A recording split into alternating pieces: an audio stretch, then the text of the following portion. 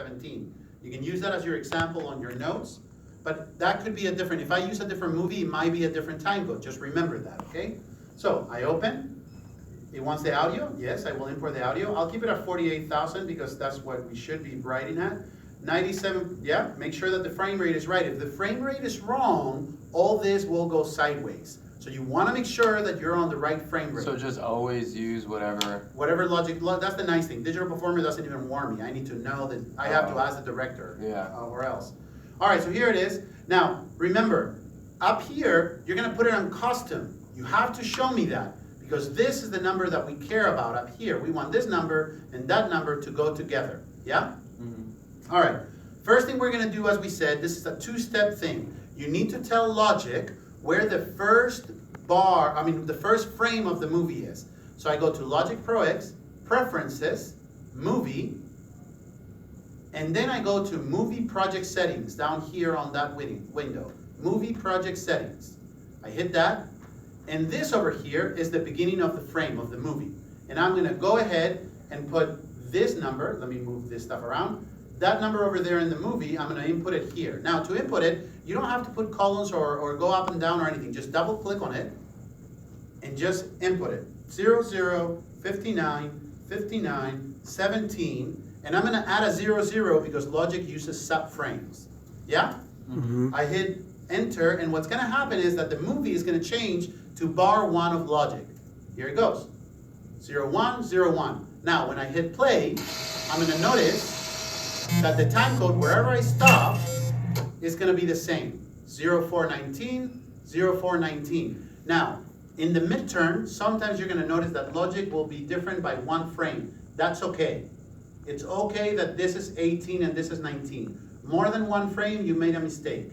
If it's within 1 frame, you're okay. And the reason why I know this is because Digital Performer does the same exact thing, and so I've seen it happen before. Okay, now you do that, then you have to watch the movie, and you would watch the movie with your director or what have you, and you would decide where the music is going to go on. So let's pretend that you want that. Hey, that was exactly the same one that we used earlier. So let's see, we're going to watch the movie for a second, and I want the music to be a reaction to WALL-E. So we're going to make like a real live thing. I'm going to press, and right there. You see how he gets surprised that she's leaving?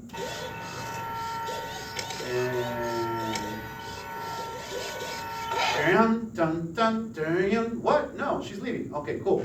So that's going to be my first moment of music. Now, as we said, because this is going to be live, you're going to go to synchronization. And in synchronization, which is on the same tab, by the way, that's the same window as the movie preference stuff. It has 2 little arrows. In synchronization, you're going to see the bar position and the time code. You want to do the time code first. This is important. If you don't do the time code first and you do the bars first, then you're going to lose the time code. So just go to the time code and input this over here, where you want the music to start. So double click on it. And again, without putting columns or anything, you just type 01, 00, 28, 21. That is it. Oh, no, and then 00 for subframes. And then you press enter. What's going to happen here is that now if I go to bar 1 of my sequence, you're going to see that it's exactly the same. Now notice something. It's happening what I told you that it would happen. 28, 21, 28, 20. It's off by 1 frame. That is okay. It's no problem. It usually adjusts itself later, okay? But now here in bar 1, if this was a real situation where you're going to write, I would leave it here and start pressing play just to see my tempo.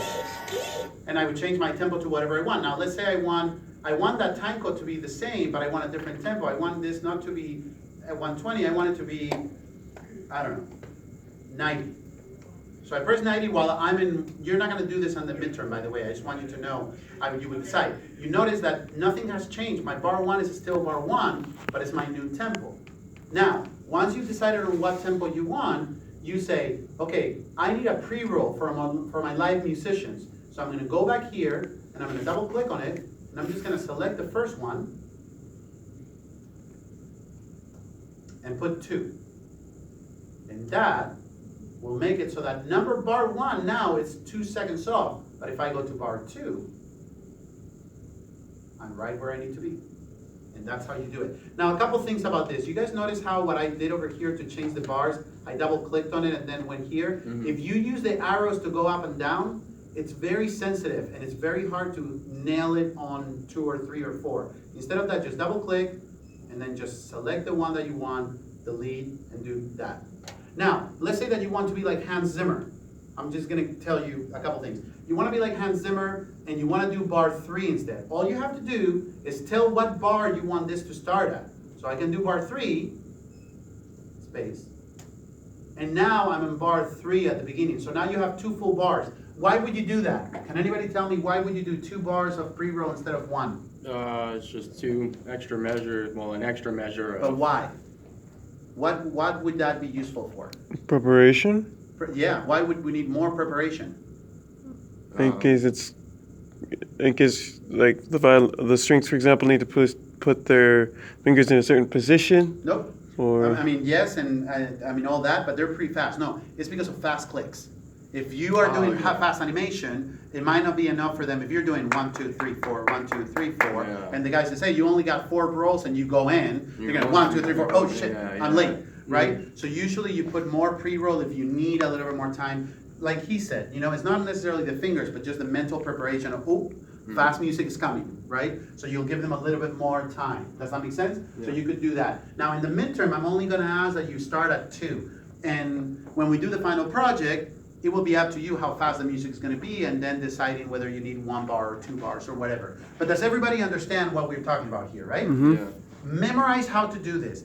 That Wally thing, I'm gonna put it up there on the folder for midterm folder. You can go home and test it. Okay. Just do a few. See if you just pick randomly a few. First sync it up how I told you to sync it up against Logic, and then just pick a few random things throughout the 2 minutes that the clip is, because that's gonna be basically your midterm. I need you to know how to do this from now on until you die. Yeah? Yeah. All right, class is dismissed. If you guys have questions about it, obviously you can come to my OC this week and next week, because the midterm is on week 6. I'm gonna delay it 1 week because we just right now